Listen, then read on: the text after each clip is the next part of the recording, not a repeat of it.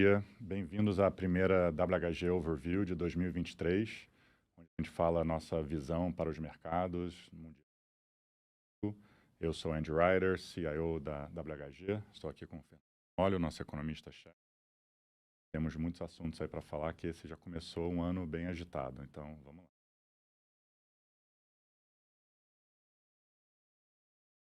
Como sempre, a gente começa aqui falando com um pano de fundo, né, como é que foram os preços ativos principais.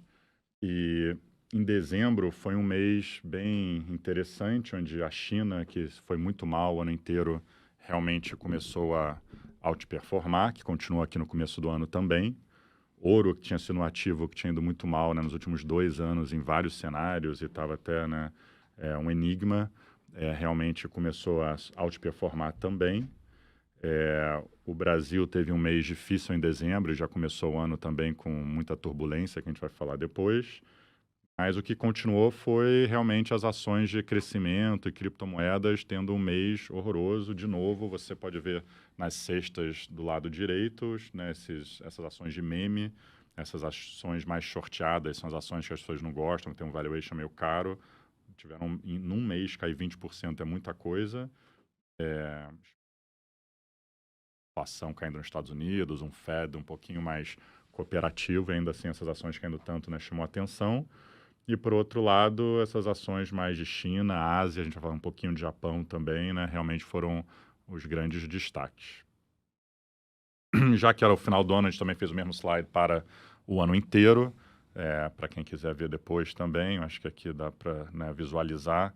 Realmente, petróleo foi o grande destaque positivo, o dólar foi outro grande destaque positivo, e o negativo é o que eu já falei, né? Ações de crescimento, criptomoedas, essas coisas sofreram muito com o juros subindo e esse novo mundo que a gente está entrando de normalização, que foi o grande tema de 2022. E na direita, mesma coisa, né? O interessante é que se olha as 20 melhores cestas de ações, a gente usa vários bancos aqui para fazer tem centenas aqui de cestas, e das 20 melhores, tem 5 que caíram, né? Então foi difícil ter um retorno positivo no ano. E se você olhar, né, as coisas mais que estavam um pouco de bolha no começo do ano, realmente caíram 60%, é uma queda muito brutal.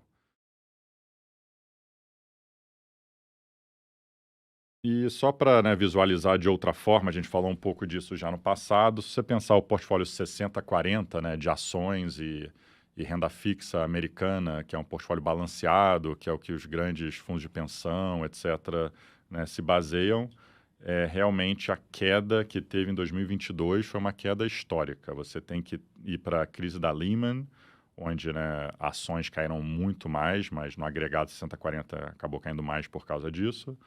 O crash de 87, né, que a gente, né, esquece, mas já são quase 50 anos aí.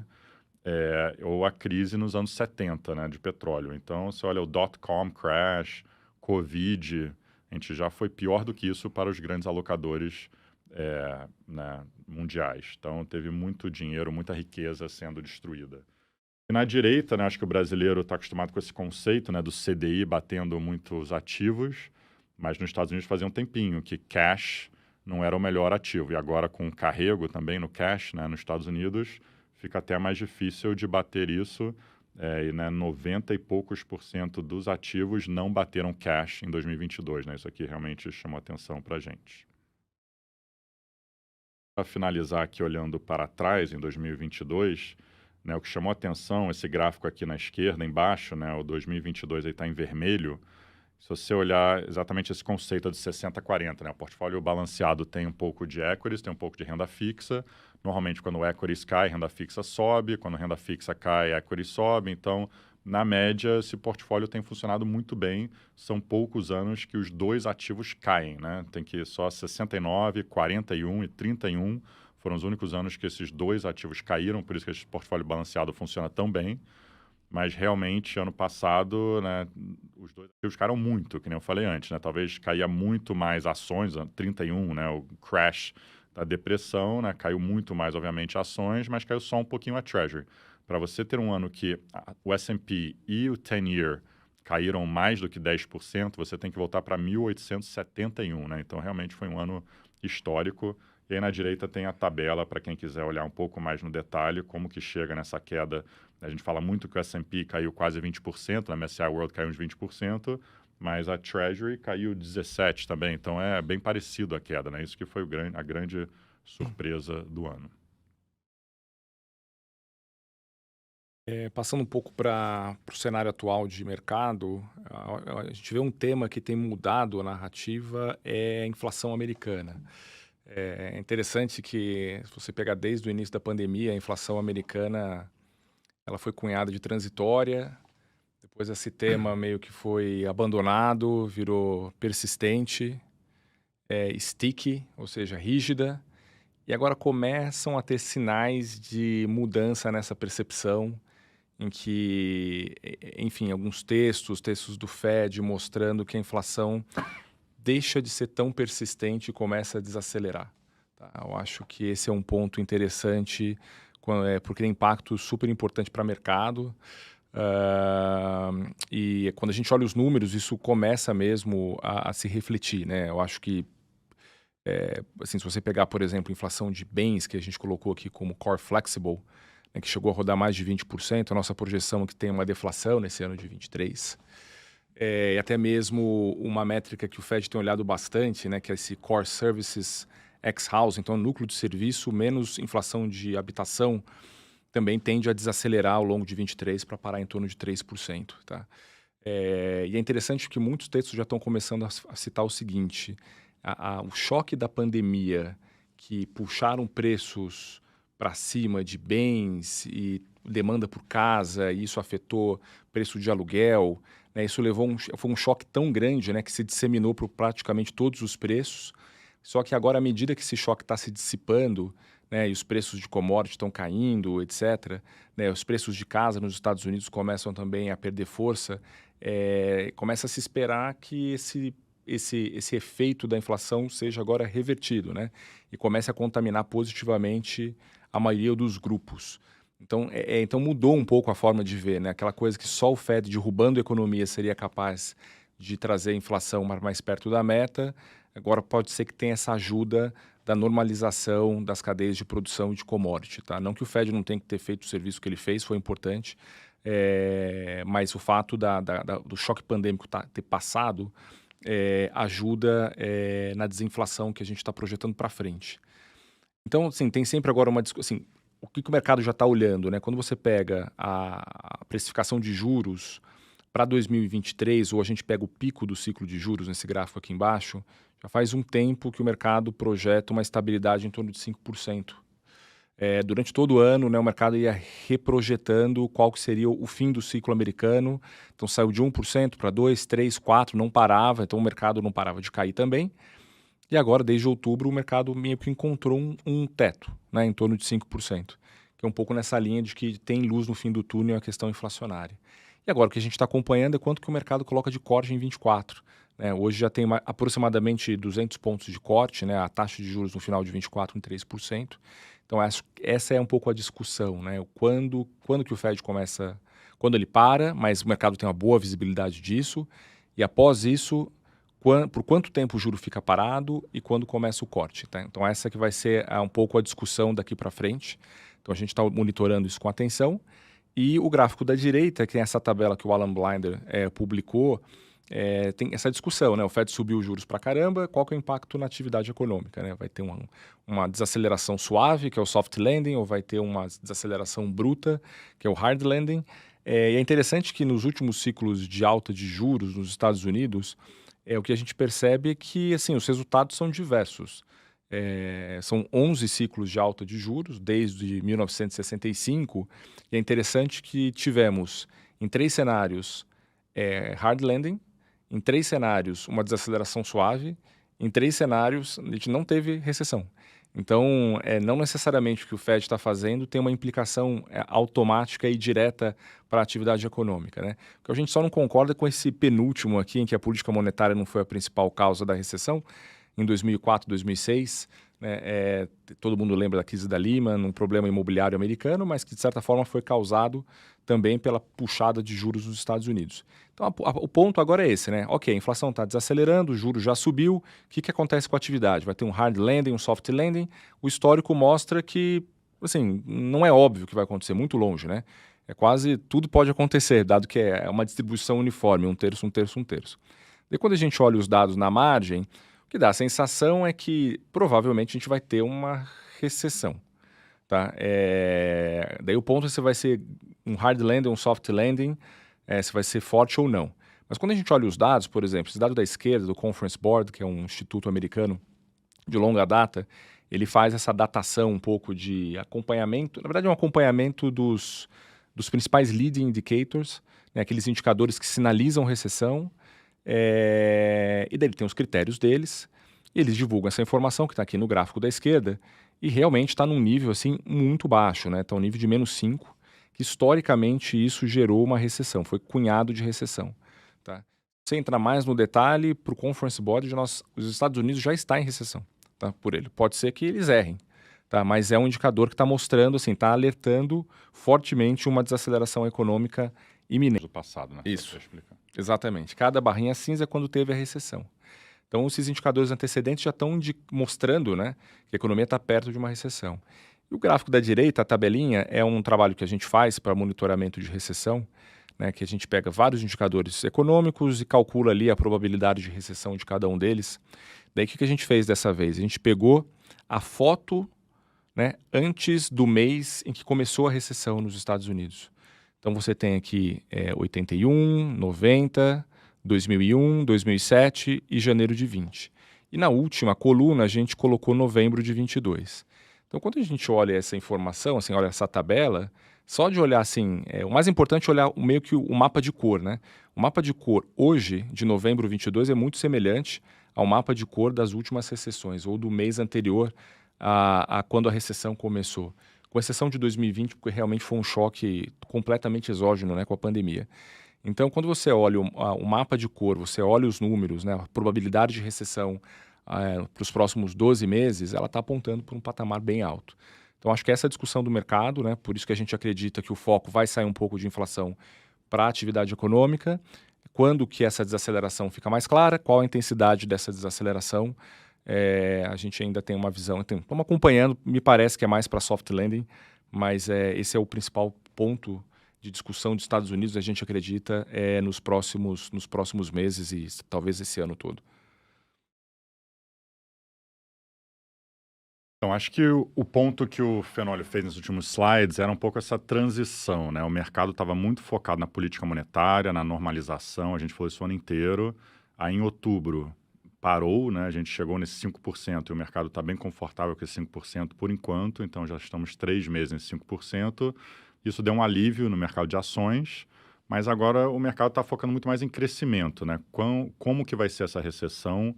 Por isso que a gente mostrou aquela tabela lá do Alan Blinder, né? Tem vários tipos de recessão, tem o hard landing, tem o soft landing. Será que o Powell vai conseguir normalizar essa economia sem ter uma grande crise? E por enquanto parece, né, que não tem muita alavancagem no sistema, que nem no passado. A gente não viu ainda aquele, né, corpo boiando que aparece de vez em quando nas crises. E então o que os estrategistas estão olhando? Está muito consenso, né, olhando esses indicadores que são leading, né, tipo o ISM, que mostra que as coisas estão caindo muito rápido. A gente tweetou até na semana passada um leading do leading, né, do ISM New Orders lá, que colapsou, né, no último mês, que realmente a gente só viu isso nas grandes recessões aí das últimas décadas. Então, em teoria, isso deveria vir com o lucro do S&P caindo, porque o que a gente viu até agora, que a gente já mostrou nas últimas lives, é o múltiplo do S&P caiu, que normalmente acontece, porque o mercado está olhando para frente, vendo que a economia está desacelerando. A gente não viu fundamento ainda muito, né? A gente viu que começou a ver no último resultado. A gente vai mostrar, eu acho que é muito mais idiosincrático do que a economia inteira colapsando, é muito mais as mega caps que sofreram por razões específicas. Mas, por enquanto, a gente ainda não viu esse lucro por ação realmente caindo, o consenso ainda tem crescimento. Então, o que a gente vai ver nas próximas semanas, daqui a 2 semanas, a gente entra no auge do earnings season, né, dos resultados aí das empresas americanas, a gente vai começar a ter mais ideia, né, uma noção melhor do que nos espera. Porém, tem dois grandes poréns, né, que a gente botou aqui na direita. O primeiro é que o mercado sempre está olhando para frente. Então, será que o mercado realmente vai cair muito daqui em diante, dado que, né, o Fed já está próximo de acabar esse ciclo e a gente já está discutindo corte, né, que nem o Finoli falou, a gente já está com quase 2% de corte, né, de juros aí nos próximos 18 meses, depois de chegar no pico que vai chegar nos próximos meses, alguns meses. E a dúvida é, será que esses cortes são por razões boas, né? A inflação começou a virar e 5% é um nível muito alto para a economia americana, então vamos normalizar, ou por razões ruins, alguma coisa quebra, tem uma recessão braba, o Fed tem que falar, opa, parei, aqui a economia não aguenta esse tipo de juros.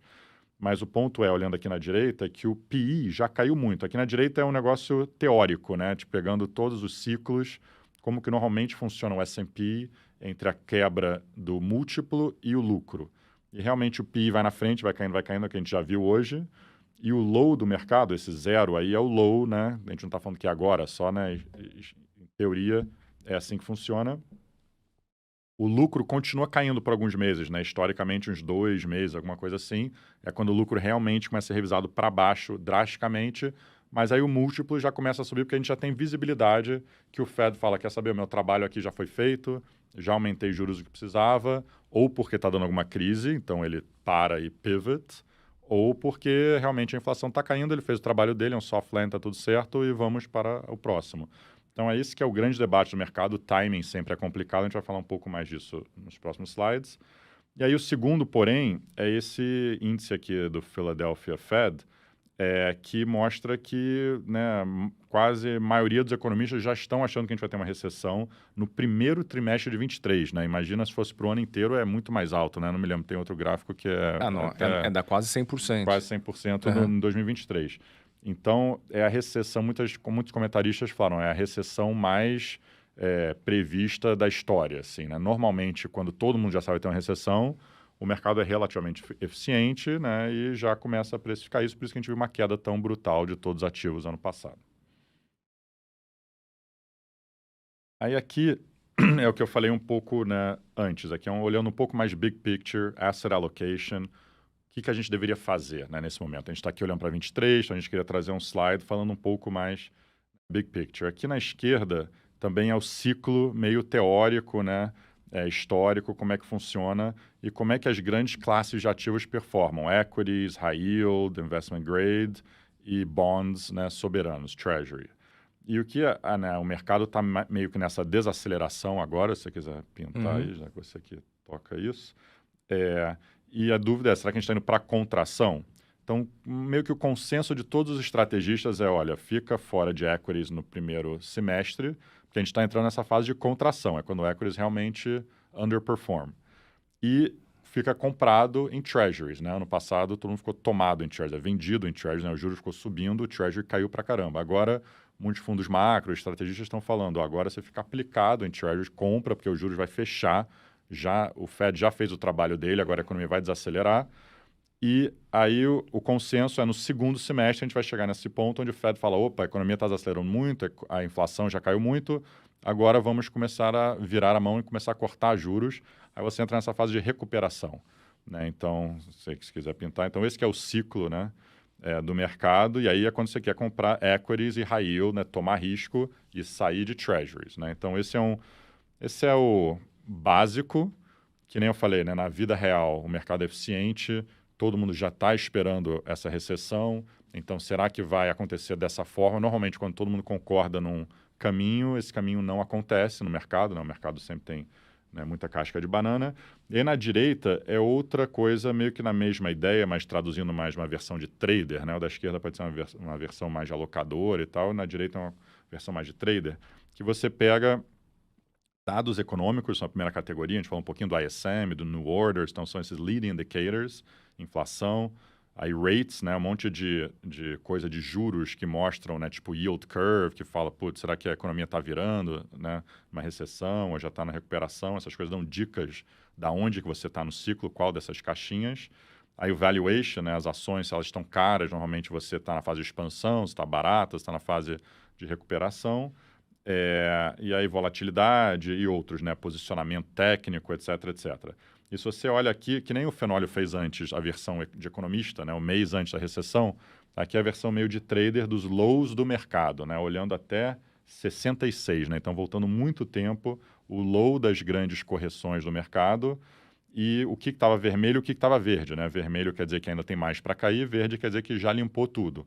Em março 20, né, que a gente viu no Covid, já que o mundo meio que parou, tudo estava verde, porque né, parecia que o mundo ia parar e entrar numa depressão, etc, etc. Agora está meio misturado ainda, né? Então, se você somar tudo, fizer o peso, é lá embaixo aquele hit ratio, você vê que a gente está em 59%. Normalmente, quando está no low do low, né, dessas grandes crises, está num número maior, mas já está chegando perto. Acho que é um pouco isso que essa tabela mostra. Então, ficar muito pessimista aqui nessa altura do campeonato, né, parece que é arriscado também, né, de participar dessa virada, porque timing é tudo e é a coisa mais difícil do nosso trabalho.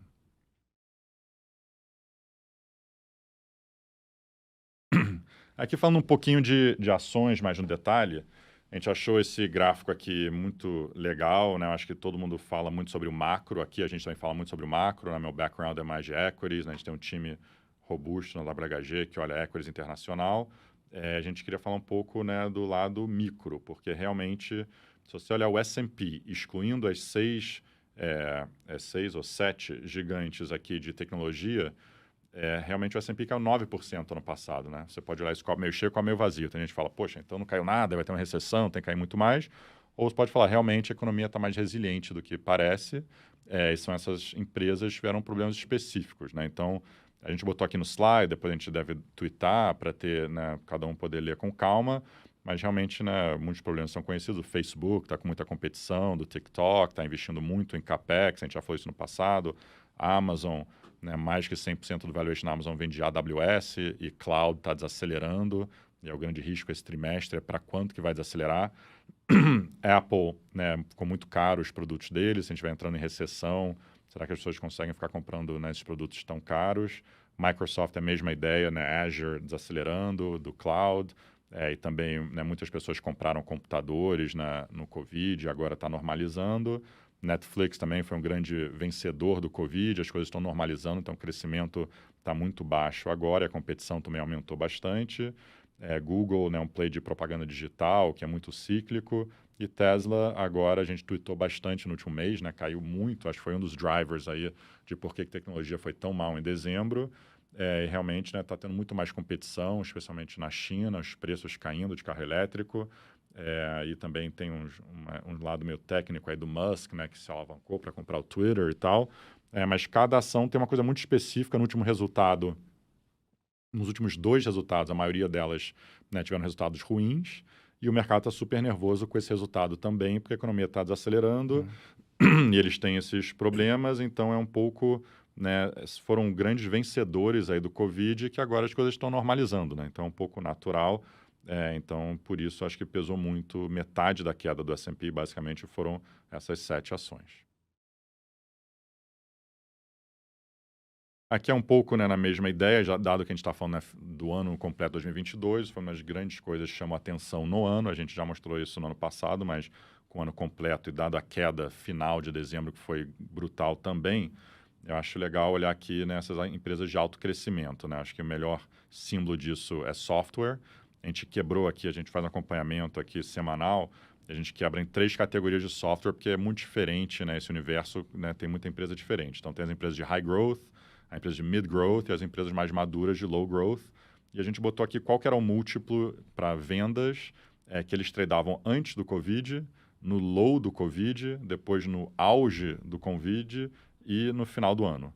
E realmente, né, você olha as empresas de high growth, que antes do Covid, né, 10 vezes vendas era um múltiplo, poxa, muito bom, e já era discutido, será que está em bolha? Porque entrou no Covid, né, com 14 vezes vendas, caiu pra caramba lá no low do Covid, estava 10 vezes vendas, mas no pico chegou a 30 vezes, né? E agora está 6,5. Então, realmente é uma diferença muito, muito grande. E a mesma ideia, né, com mid e low, mas realmente parece que tem empresas que agora já estão chegando num nível razoável, são empresas fantásticas, A grande dúvida é se essa desaceleração vai impactar os números. Por enquanto, a gente ainda vê um crescimento muito sólido, né, da maioria das empresas. Até por isso que elas ficaram com múltiplo tão mais baixo, porque cresceram muito nesse período. E aí, na direita são empresas de crescimento no geral, não só software, alguns nomes bem famosos, com quedas assim bem expressivas, né, de mais de 90%, algumas empresas, né, muito conhecidas que subiram muito na época do Covid. Então, um pouco, né, eu acho que esse foi o retrato aí de 2022, né, um pouco traumático aí para muitos investidores.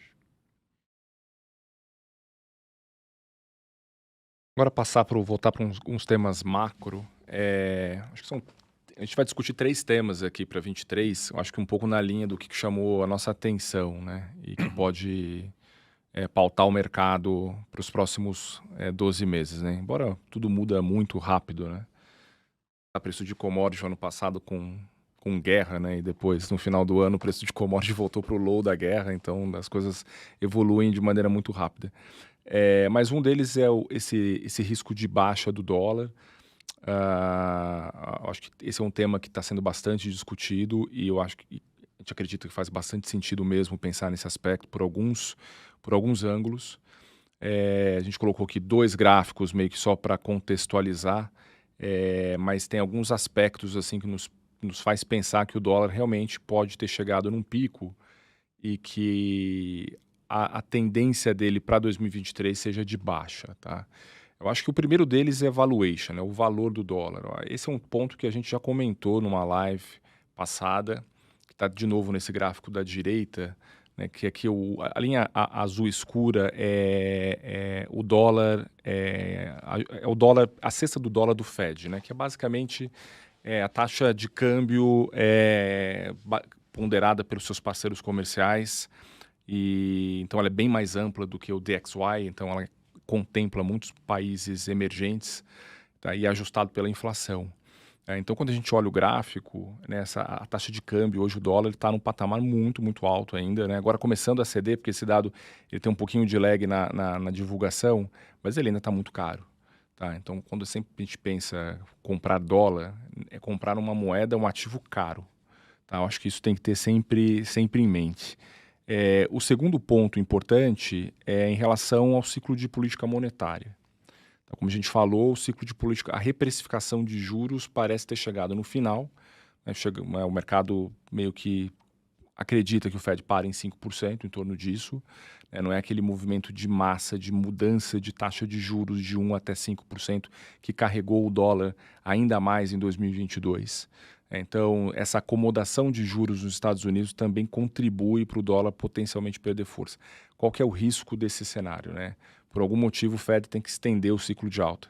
Ele não para em 5, ele vai até 5,5, 5,75, ele continua subindo ao longo do segundo trimestre desse ano, e aí o dólar pode ter uma onda extra de valorização. Mas no cenário básico que a gente acredita, dado que a atividade também está perdendo força, nos parece que o Fed vai realmente parar depois de mais 2 ou no máximo 3 hikes de 25. Então isso ajudaria também o dólar a perder um pouco de força. O terceiro ponto importante é o que acontece com os outros países, né? Porque moeda é uma relação de preços entre 2 países. Então não é só o que acontece nos Estados Unidos que importa, o que acontece na sua contraparte também é super importante. Né? E quando você olha os principais países, assim, 2022 foi um ano muito duro, especialmente para a Europa e para a China. E parece que 23 isso está mudando. Isso já começou desde o 4º trimestre do ano passado e no começo desse ano essa tendência permanece e nos parece que tem boa chance disso prosperar. Esse é um outro ponto que a gente vai comentar já já. Então, à medida que o preço do gás na Europa cai, e caiu muito, então você tem um choque de termos de troca positivo para a Europa. Você tem a reabertura na China, que é um choque positivo de crescimento. Né? Tudo isso ajuda, né, na perspectiva de crescimento de ambas as regiões, né, contribui para a valorização da moeda. A Europa também tem um processo de aumento de juros grande, então tudo isso deve levar a uma valorização dessas moedas contra o dólar. Tá? Não só porque o dólar está mais fraco, mas porque essas regiões estão ganhando valor. Então, acho que esse é um terceiro ponto bem importante. Outro ponto é a mudança de postura do BOJ, que é o Banco Central do Japão, né, que agora em dezembro mudou a política de controle de juros da parte longa da curva. Né, eles colocam um juro básico em menos 0,10, mas eles controlam essa curva até o 10 anos. E agora, mais ou menos 30 dias, eles anunciaram uma suavização dessa política, em que a taxa de juros pode flutuar com 50 pontos acima, 50 pontos abaixo desse nível de menos 0,10. Né? Na parte de 10 anos é zero, que é o target deles. Então isso também deu um alívio para a moeda, né? O ien voltou a apreciar um pouco, então esse é outro fator também que contribui para uma fraqueza do dólar. Então, e o quinto ponto que eu acho interessante de pensar na moeda é a questão de fluxo e risco. Tá? Eu acho que é um pouco que esse gráfico ou esse slide nos traz.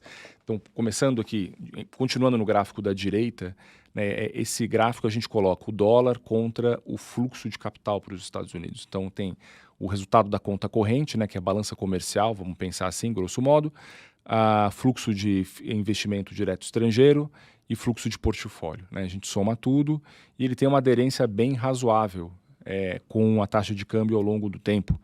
E o que nos chamou muito a atenção foi essa boca de jacaré aqui na ponta, né? Foi esse descolamento incrível entre o que os fluxos estão mostrando e o nível do dólar. Tá? Boa parte dessa queda é pior da conta corrente. A gente já mostrou várias vezes, também é bem sabido que a conta corrente na China está super positiva, bateu recorde de superávit e boa parte dessa contraparte é o déficit americano. Tá? Então a conta corrente piorou bastante. Voltou quase para o nível de 2006, só não está pior porque o petróleo, hoje a conta de petróleo nos Estados Unidos é mais ou menos zerada.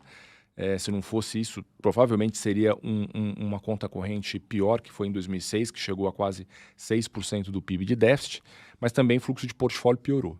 Então isso aqui nos chamou a atenção, né? Pode ter revisão do dado, às vezes o dado, enfim, vai ser revisto para cima, ou tem alguma outra justificativa para essa diferença entre as linhas, esse gap, mas é um sinal de que talvez o dólar realmente chegou no pico.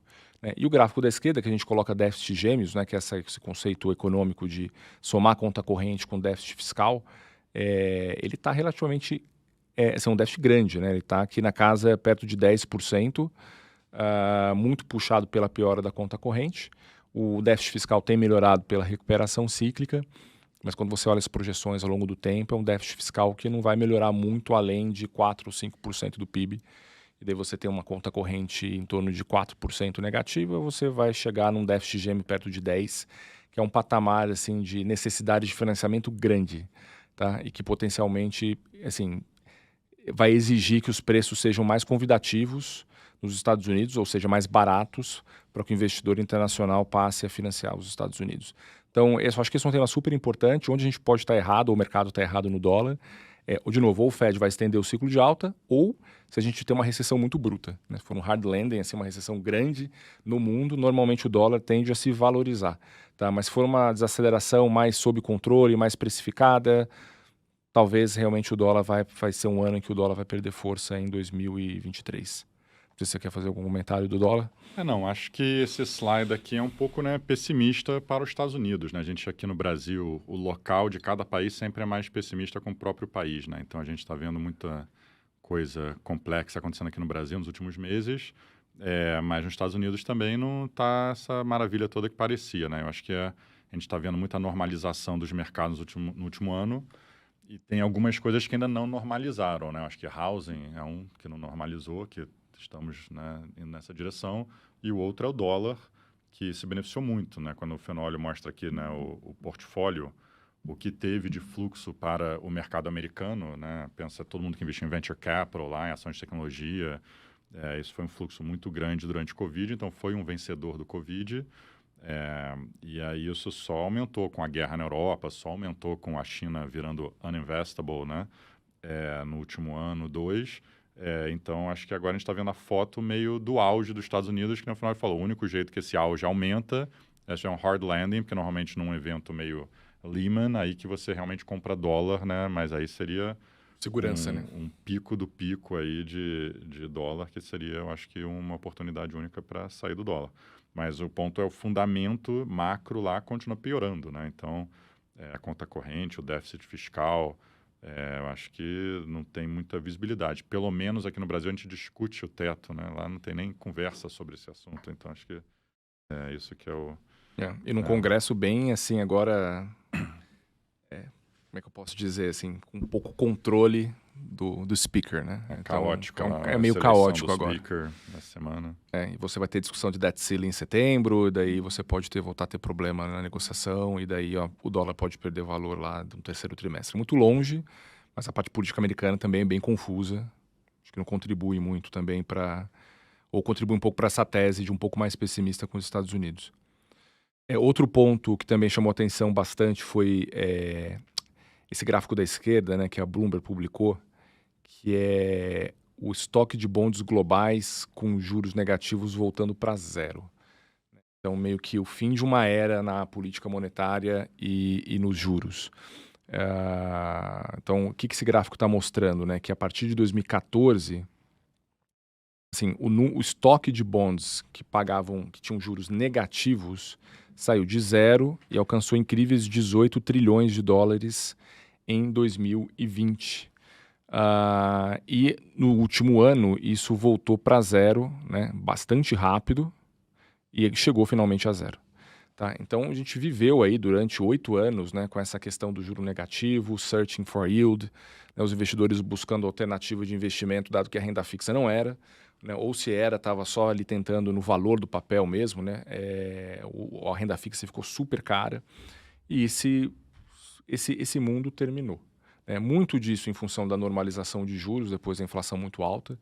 Então, por exemplo, no início do ano, o mercado esperava 1% de juros nos Estados Unidos e hoje precifica 5%. Especialmente na Europa, a perspectiva é um juro negativo, tá, para o final de 22. E esse juro deve, enfim, alcançar alguma coisa perto de 3,40.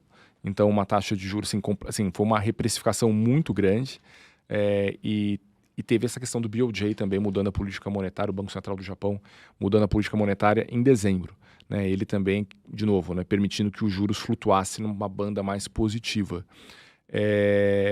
Então, assim, outro aspecto são o balanço dos bancos centrais, né, que começaram também a recuar depois de muito tempo de expansão. E esse é um ponto super importante, né, porque esse aumento de bons negativos em 2014... ele coincide com o momento em que o ECB passa a comprar mais papéis. Ele faz o seu QE.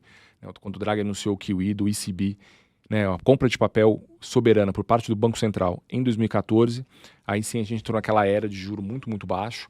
E isso agora está acabando porque os bancos centrais estão anunciando redução dos seus balanços, aumento da taxa básica de juros, né, para se adequar a um mundo de mais inflação e a um mundo também de política fiscal que foi muito expansionista, né, e isso provavelmente jogou o juro neutro um pouquinho para cima, então não fazia sentido ter juro tão baixo. Mas obviamente que isso aqui tem uma implicação de alocação enorme, né, questão de search for yield, em questão de, enfim, bolsa. Não tem, você, Andrew, quer comentar um pouco sobre a implicação disso? Eu acho que é super interessante. Eu acho que, né, um dos grandes temas aí do ano passado, que vai continuar indo para frente, pensa-se no Brasil, quando os juros tocou 2% por, sei lá, um mês, já gerou toda essa distorção no mercado de capitais e na economia. Imagina na Europa e no Japão, que por mais de uma década tiveram juros negativos, né? Você estavam pedindo para você comprar qualquer casa, qualquer ativo. Então, isso distorce muito a economia inteira. E a gente agora vai ver como é que é esse mundo quando não tem mais juros negativos no mundo. E não só isso, né? Eu acho que uma coisa é esse gráfico da esquerda que mostra que não tem mais bonds com juros negativos por causa do Japão, etc. O da direita da Europa realmente acho que foi uma surpresa muito grande, né? A Europa aumentando juros tanto assim. No começo do ano a gente achava, os Estados Unidos talvez pode aumentar, né, bastante, a economia aguenta, mas a Europa não aguenta. A Europa teve uma guerra, né? A Goldman acabou de soltar aqui que não acha mais que vai ter uma recessão na Europa, né? Que o crescimento vai ser positivo. Então, tudo que pudesse ter acontecido de errado aconteceu na Europa. Né? Juros foi de negativo, agora, né, o mercado precificando por um juros bem positivo. Gás natural, né, que subiu tanto. Vou passar para o próximo Daqui a slide, pouco que a gente já meio que emenda nesse tema aqui. Mas ainda assim, né, eles aguentaram. Então, acho que esse é um pouco, né, essa mudança aí do custo de capital no mundo. vai ser brutal, assim, o impacto, e é isso que a gente está vivendo, e de vez em quando as coisas acontecem meio em slow motion, assim, né? Eu acho que esse é um ponto, né? Tem muito... A maioria dos bonds que foram emitidos por companhias nos Estados Unidos vão ser refinanciados na metade do ano. Tem muito mortgage que foi tomado no auge do Covid, que foi quando teve, né, grandes safras aí de mortgages, tanto nos Estados Unidos quanto na Europa, né? No segundo semestre desse ano que começa a ter mais refinanciamento também, em países, né, como Europa, Escandinávia, Austrália, Nova Zelândia, que tem, né, uns resets mais curtos. Então, acho que se os juros ficar num patamar alto por mais tempo, né, demora essa coisa. Não é que é só no mesmo dia que caiu, né, Peloton e Coinbase, sei lá o quê, e agora o ajuste já foi feito. Não, são coisas na economia real que demoram muito mais tempo para sentir esse impacto. Então, vai estar com a gente isso por mais tempo. Você manter o juro por 5% por muito tempo tem um impacto enorme, né? Assim, todo refinanciamento ou não em refinanciamento, para você tomar um crédito imobiliário novo, né? Ou você pode pensar no Brasil, né? O CDI de 13,75 por um ano, né? Como é que fica você comprar um carro ou comprar uma casa, né? Não precisa subir mais, só de manter lá já é muito pesado, tá? A menos que realmente alguma coisa saia do controle e o Banco Central tenha que fazer um esforço extra. E aqui Começa a vir inadimplência, pessoas não conseguem pagar esses juros tão altos, né? as empresas também As ficam empresas, então... estranguladas, ainda tem muito impacto para vir. E o terceiro ponto é essa performance de China e Europa muito positiva, né? Desde o quarto trimestre do ano passado, tem dois aspectos aí que justificam. Acho que o primeiro engraçado que a China foi, assim, o auge do pessimismo com China foi outubro, com a reunião do Partido Comunista Chinês. De lá para cá, a China só se valorizou em termos de preço e high yield, juros de high yield chinês. Muito coincidiu também com o processo de reabertura. A China decidiu, assim, de abandonar a política de Covid-0, vamos reabrir a economia como dá. E daí todo mundo passou a... Assim, como eu acompanho pandemia na China, dado que você não é mais obrigado a fazer teste, né? E daí uma forma de você acompanhar é por esse indicador aqui da Baidu, que a Exante publica, que é uma consultoria que a gente é parceiro, porque a Baidu é como se fosse a Google na China, né? A principal ferramenta de pesquisa. Então, uma forma proxy, né? Assim, como é que você consegue avaliar se as pessoas estão com Covid ou não? Número de pesquisas relacionadas à Covid, né? Estou com febre, estou com outro sintoma, enfim, remédio, qualquer coisa relacionada. Então, a Baidu fez esse indicador e é interessante que ele realmente acelerou muito aqui a partir de dezembro, com a reabertura, chegou num pico aproximadamente em meados de dezembro, a data é 20 de dezembro, e agora está retrocedendo já, tá? Então, acho que isso é um ponto super importante. Não teve, apesar de todos esses números de casos subindo, não teve pressão hospitalar, não teve recaída com lockdown, continuou seguindo, e agora começa o ano novo lunar chinês e a perspectiva é que as viagens cresçam muito, né?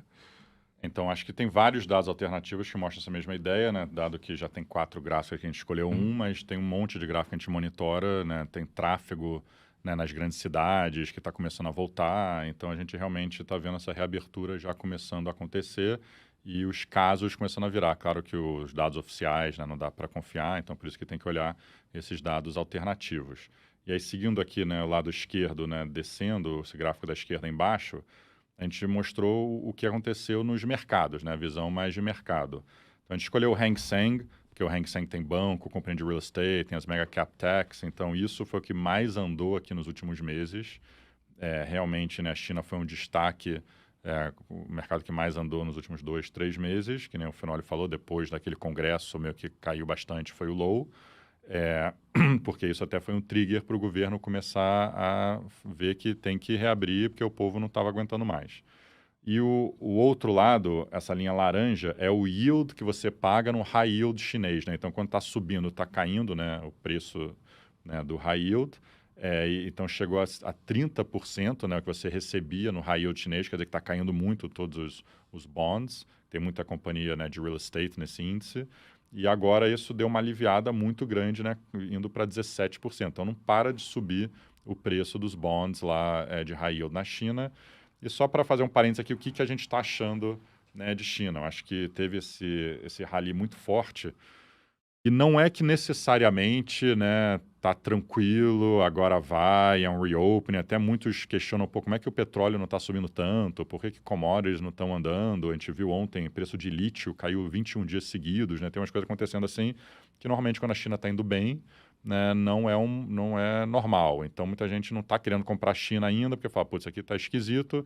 O jeito que a gente interpreta é o seguinte: a gente já falou isso várias vezes nas lives, né, que desde que a gente, né, criou nossa estratégia lá de China, da WHG, que a economia chinesa estava indo muito bem lá durante o Covid, né, 21 até o começo de 22, relativo ao Ocidente, porque teve muito poucos casos, tinha muita exportação, era quem estava trabalhando ainda, né, todo mundo ainda estava em home office e tal, né, no Ocidente. Então a China estava com o contrário do que a gente mostrou dos Estados Unidos, né, o trade surplus da China, a balança comercial estava muito, muito forte. Então, por isso que a China falou, opa, agora é a hora que eu vou endereçar essas distorções da economia, que são real estate, que era uma bolha que eles já sabem há muito tempo e tiveram que aumentar a bolha lá em 2015, 2016, porque a economia está muito fraca. E essa questão de tecnologia, que o mundo inteiro está lidando com essas companhias, né, que estão com muito poder, como é que a gente lida com isso? A China falou, agora é a hora de lidar com esses dois problemas, um olhando para trás, que é o real estate, né, o grande problema que eles têm, e um olhando para frente, se a gente não endereçar isso, né, vai ser um problema lá para frente. Então eles aproveitaram essa hora meio boa. Agora é o contrário, se você pensar, né, por essa ótica. Agora, né, o governo foi forçado a abrir o país, basicamente, para o Covid, sendo que, né, tem poucas pessoas vacinadas e quem está vacinado tem a vacina que a gente conhece como brasileiro, né, que não funciona tão bem. E eles não estão importando a vacina mRNA do Ocidente, por enquanto. Então, né, foi assim, uma zona, né? O Xi, né, assumiu o controle total, né? O estrangeiro saiu muito do país, que falou isso aqui, né, não é um bom sinal, que ele está só botando gente, né, que é alinhado com ele. Normalmente isso não funciona muito bem, a gente está vendo um pouco isso no Brasil, a gente vai falar depois também. Mas o que aconteceu para o mercado acaba sendo bom, porque ele está num ponto meio desesperado, onde não dá para ficar batendo nas companhias de tecnologia mais e mais e mais, não dá para ficar quebrando as companhias de real estate além do que já aconteceu. Então ele falou, quer saber, vamos dar uma acalmada aqui nessas duas frentes, e para o índice isso é muito bom, porque é lá que tem essas empresas, né, disso. Então essa é a nossa cabeça, especialmente as empresas mais ocidentalizadas deveriam ser os maiores beneficiários dessa mudança, e high yield também, né, que é meio que o melhor jeito de ver isso. Aí o lado da direita é a Europa, né, que a gente falou um pouco aqui, né, a Europa não consegue nem entrar numa recessão com tudo isso acontecendo, imagina, né, quão resiliente talvez vai ser outros lugares que a gente, né, que o mercado está menosprezando, mas o fato é que o preço do gás realmente colapsou, né, então a gente vê aqui essa linha roxa, não sei se quiser desenhar aí para visualizar, tem muita coisa aqui nessa página, mas o preço do gás, que subiu muito depois da guerra, já voltou para baixo do preço que estava antes da guerra. Isso na Inglaterra, a mesma coisa na Alemanha, hoje está caindo ainda mais, então se atualizar esse gráfico vai ficar mais incrível ainda. Então, o que era a grande preocupação do mercado, agora já deu uma aliviada grande. E eu acho que o símbolo disso tudo, né, juntando tudo que a gente falou até agora desses três temas antes de entrar em Brasil, a moeda chinesa e a moeda europeia, que estavam desvalorizando sem parar até outubro, enquanto o Fed ficava aumentando aquela taxa terminal que a gente mostrou antes, né? Vai de 1, 2, 3, 4, 5, estabilizou no 5, e desde então né, o gás natural caiu na Europa, a China começou a reabrir mais, então meio que você juntou todas essas coisas e o euro e a moeda chinesa valorizaram muito, né? Então a gente vê no Brasil todos os problemas que a gente está tendo, e o real está de lado. As pessoas falam, pô, como é que o real não desvaloriza? Mas é porque o dólar está desvalorizando contra tudo, né? Nos últimos 3 meses, o ien e o euro valorizaram mais de 10% e o real desvalorizou 1%. Então, para o real desvalorizar nesse ambiente, é porque a gente está, né, fazendo muita coisa errada aqui no Brasil. Então, nessa linha, eu passo aí para o Fenólio para falar do assunto mais conversa, ouvindo. Tipo, o euro real perdeu, assim, ganhou muito valor, né? O real Isso. perdeu muito valor. O Exatamente. real perdeu muito valor contra o euro. Isso. Contra o ien, contra o renminbi, contra o peso mexicano. Eu acho que tem aqui 2 slides de Brasil para a gente arrematar. Assim, Brasil dava para ficar 1 hora conversando aqui, talvez, né? Mas não é muito nosso... Muito sensível, a gente é vai muito- focar na parte objetiva. Vai para a parte Tem 5 objetiva. minutos. Vamos tentar passar essa mensagem. Eu acho que a interpretação geral é que o governo, o Lula 3, começou mesmo com o pé esquerdo, né? A lua de mel com o mercado, ela praticamente não existiu. O mercado até tentou embarcar nessa lua de mel lá no começo de novembro, mas as primeiras mensagens que foram trazidas pelo governo de transição meio que enterraram essa lua de mel logo na largada, né? E é interessante porque esses 2 meses de transição tiveram implicações importantes, especialmente na configuração do ministério. A gente acredita não, é a melhor frase. Na verdade, o mercado esperava que com a vitória do Lula, a ideia de uma frente ampla fosse se refletir na composição ministerial, tá?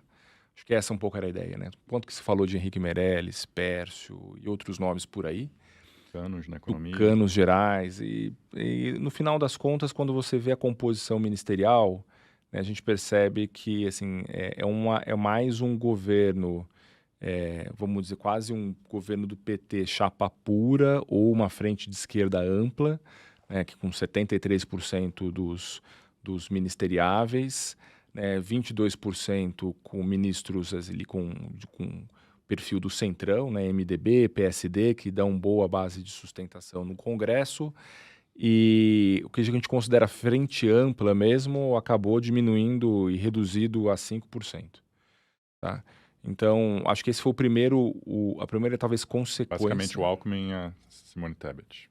Isso, exatamente, Alckmin e Simone Tebet aqui, né? Sendo que o Alckmin já é o vice-presidente, então ele quase meio que vai vai como por default nessa conta, né? E a Simone quase acabou não indo para o Ministério do Planejamento. Então, acho que essa foi a primeira consequência, né, daqueles eventos lá de novembro.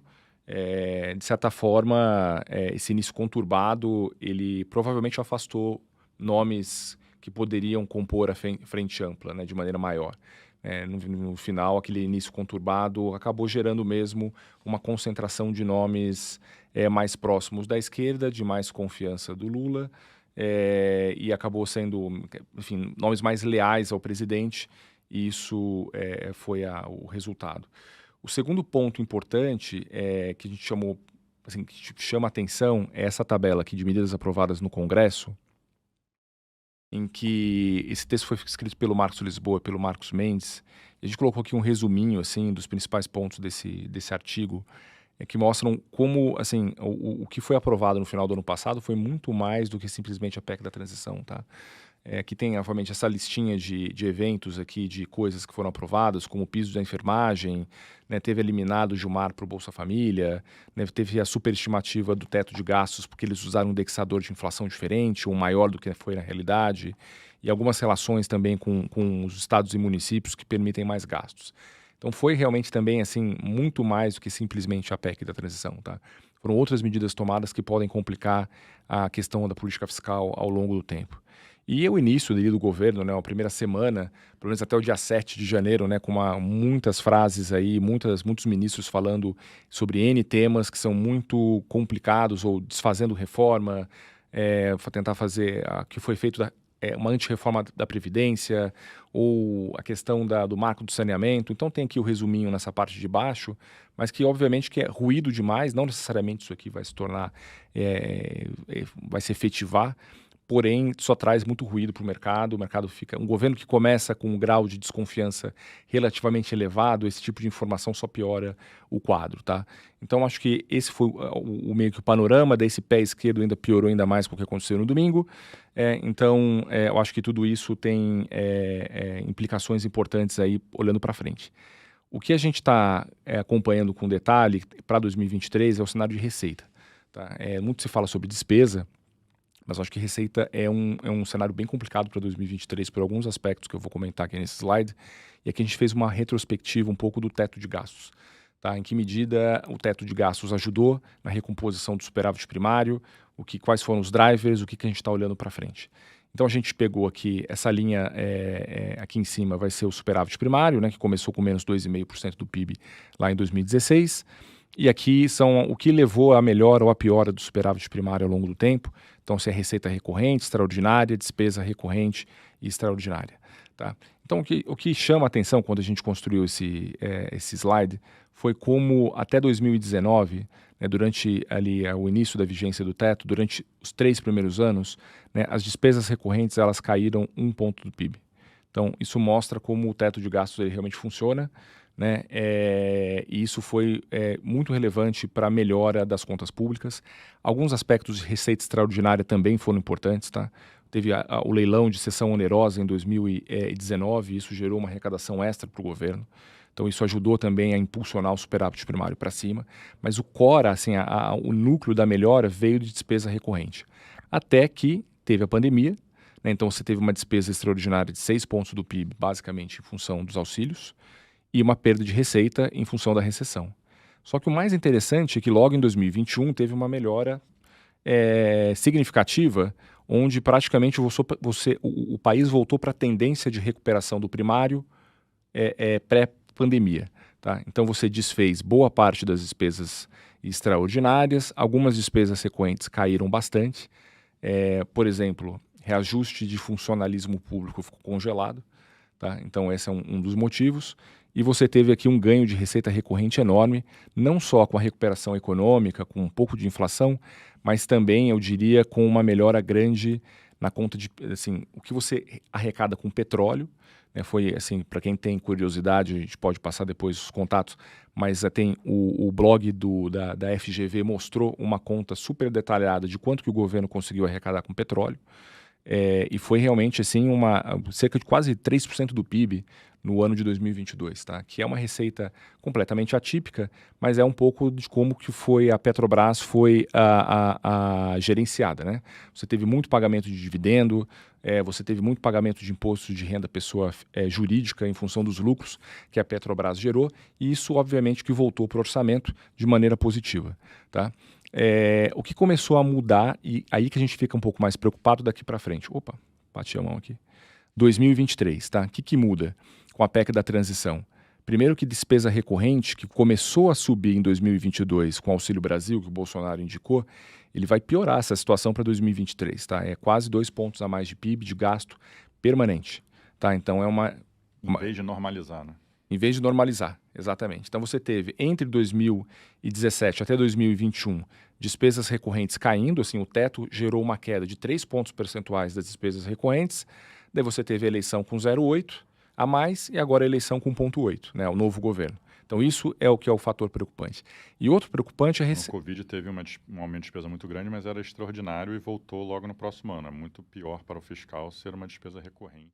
E além disso, aumentar essa despesa recorrente. Olhar só os vermelhos escuros é um aumento muito grande, né? Não, fazia anos que a gente não tinha um aumento tão grande na parte recorrente. Exatamente. E a despesa extraordinária, tá? Por isso que a gente está preocupado com receita, porque esses ganhos de petróleo não vão acontecer novamente em 2023, dado que o preço do petróleo caiu e até mesmo como a Petrobras vai ser, enfim, gerenciada, é um ponto super relevante. Teve, por exemplo, pagamento de dividendo do BNDES, que talvez não aconteça. Teve a capitalização da Eletrobras, que as privatizações não vão voltar a acontecer nesse governo. Então, são todos fatores que ajudavam na receita que vão deixar de ajudar. E aí o superávit primário volta aí para um negativo de 1,5, né? A gente retrocede aqui para 2018, tá? Então, assim, esse é só um pouco da história e a nossa preocupação. O gasto está meio que dado. O importante agora é a receita. Talvez o governo consiga uma receita aqui, ó, colar, quebrando alguns porquinhos que existem por aí. Mas o ponto é o que é recorrente, né? O recorrente é a despesa, isso vai aumentar. A receita, talvez um ano ou outro eles consigam uma grana extra por aí. Tá? Mas se não conseguir e for insuficiente, ou se a atividade econômica desacelerar mais rápido, você pode ter uma surpresa de receita para baixo e um déficit fiscal, né? Um superávit primário muito mais negativo do que o mercado está imaginando.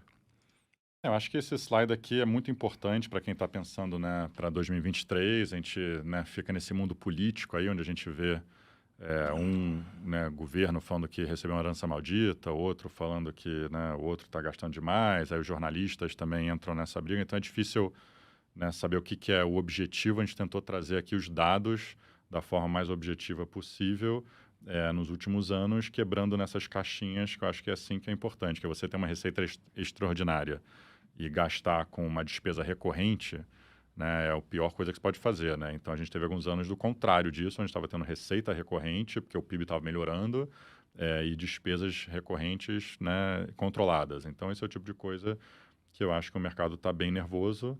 Claro que no contexto, né, da Europa e dos Estados Unidos gastando tanto, a gente já falou no passado, né, talvez o mercado consiga digerir isso, mas acho que essa é a melhor forma de visualizar objetivamente. A gente já passou aqui um pouco do tempo, né? A primeira live do ano aqui a gente estava com muita coisa para falar, que esse ano vai ser bem interessante. Então, só queria agradecer a todos vocês e obrigado aí pelo seu tempo. Que todos nós tenhamos um bom ano depois de um ano complicado. Até a próxima.